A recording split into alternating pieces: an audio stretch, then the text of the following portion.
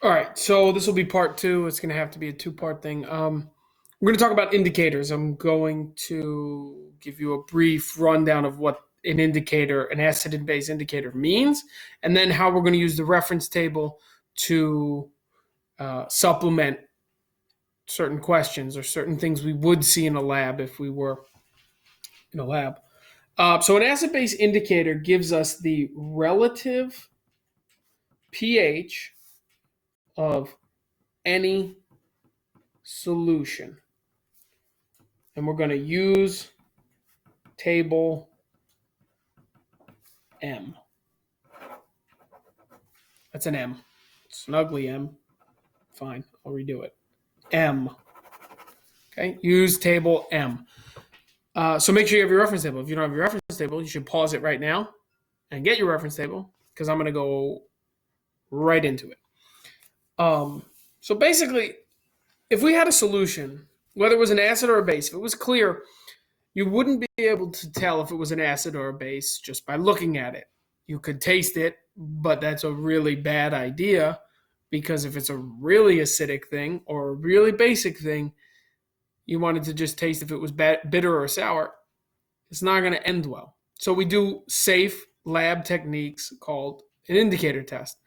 If any of you have a pool or have worked in a pool, they get those strips of paper that they wiggle around in the pool and it all changes colors. And then it can tell you the levels of um, the pH. It can tell you the level of the salt, the level of the chlorine. That's a really good concept to think about with these indicators. Because basically what they are is it's a liquid that when put into a solution will change a color. And there are three color choices that it can be based off of the indicator type and based off of the color change that you see, you're going to get a range of pH. So I'm going to show you table M real quick. So here's what we see. Acid and base indicators. What we get is the name of the indicator, the pH color change, and then what the color change is. And so basically, let's just put a number here. I'm going to put, how about 3 to 8? If I was looking at this, and let's say it went green to, well, I guess I can't use green because that's a bad one to use. We'll just use red to blue. Okay, let's say the color change was red to blue, 3 to 8 is the range. Here's how you read generically this chart. The first color that's listed, so in this case it would be red, would cover all the pHs prior to 3.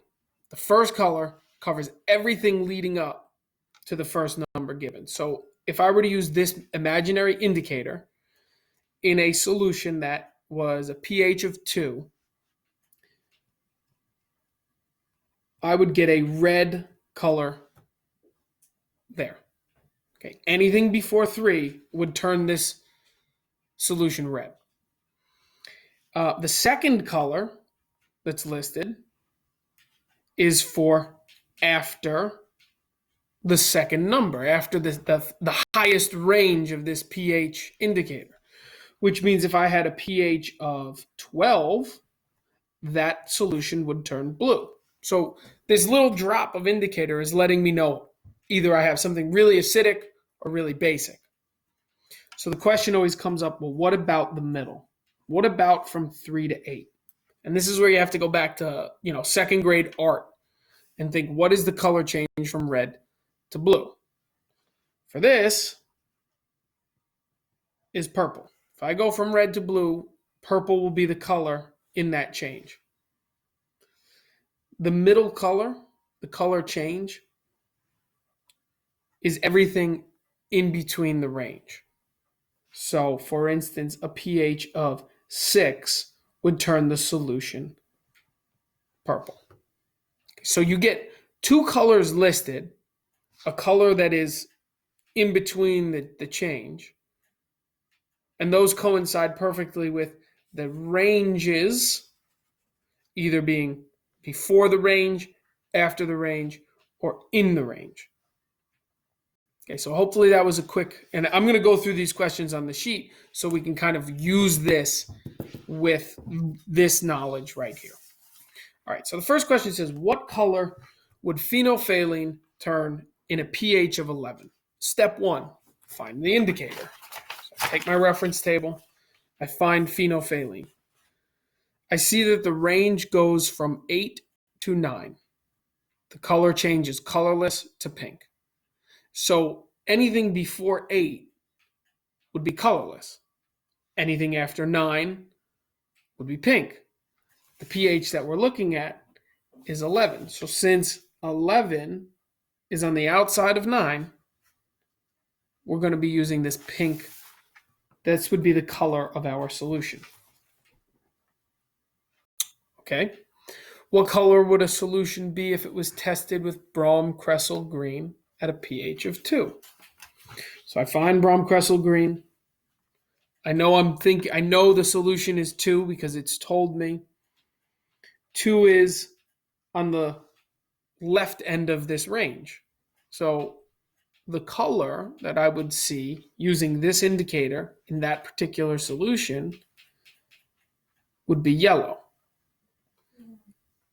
This solution would be yellow if the pH was 1, 2, 3, 3.5.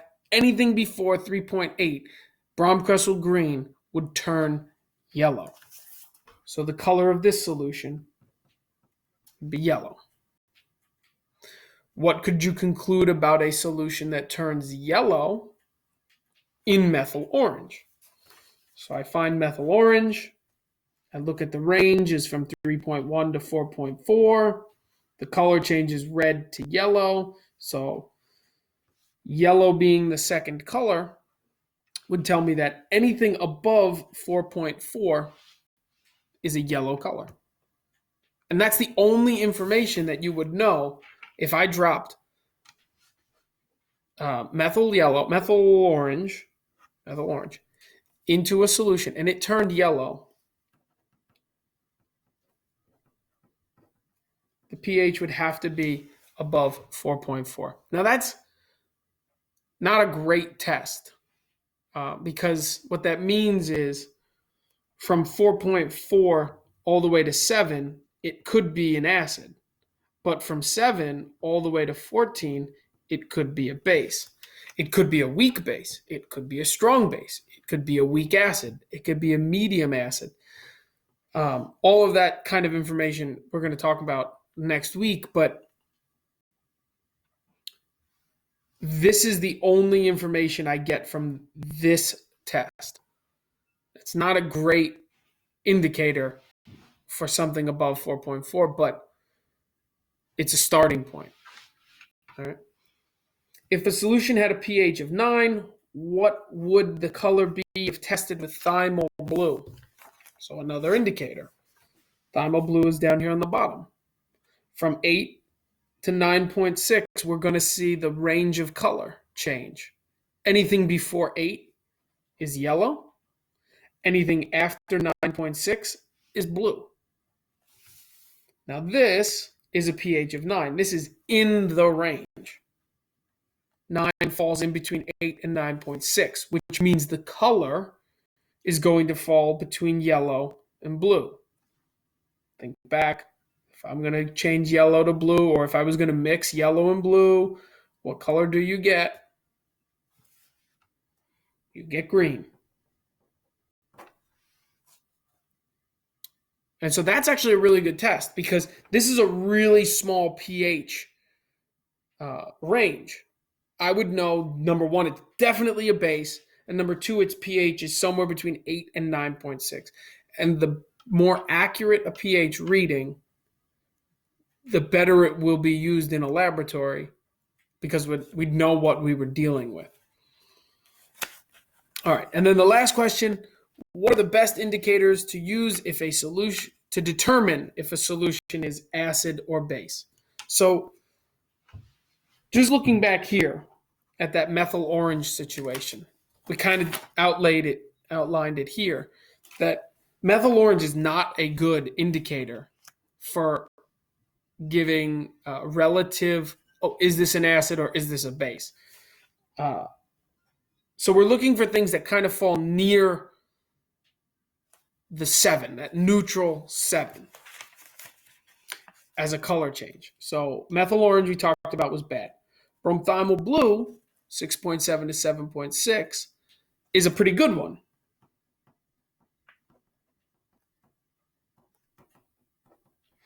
Because anything below 6 is an acid for this indicator. Well, and in reality, and it's one color.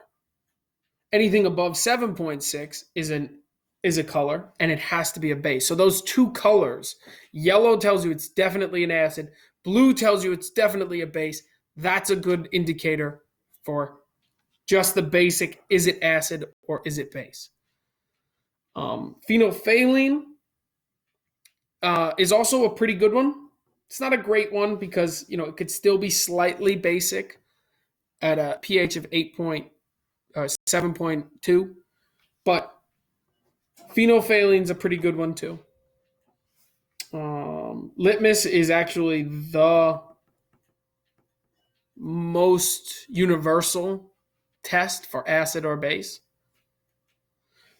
Bromkressel green would be a bad example because anything above 5.4 is blue, but anywhere from 5.4 to 7 is still an acid, and you wouldn't know. And thiamyl blue, kind of the same thing as phenolphthalein, but it's good, but not great. So these two are good, but these two are like Tony the Tiger. They're great. That was pretty, had a lot of inflection in that one. I really think I killed that joke. What do you think? Yeah. The dog says. We're too old. Oh, maybe you guys don't eat cereal anymore. Maybe it's a thing of the past. So that's that. That's all I need you to do for this. I'm going to get you working on a little kind of mini activity where you're going to do some coloring. If you have colored pencils, that would be awesome for you. If you don't, I'm going to show you the things that you can do to practice understanding this table right here. All right. See you in a few. Hasta la vista. Peace out.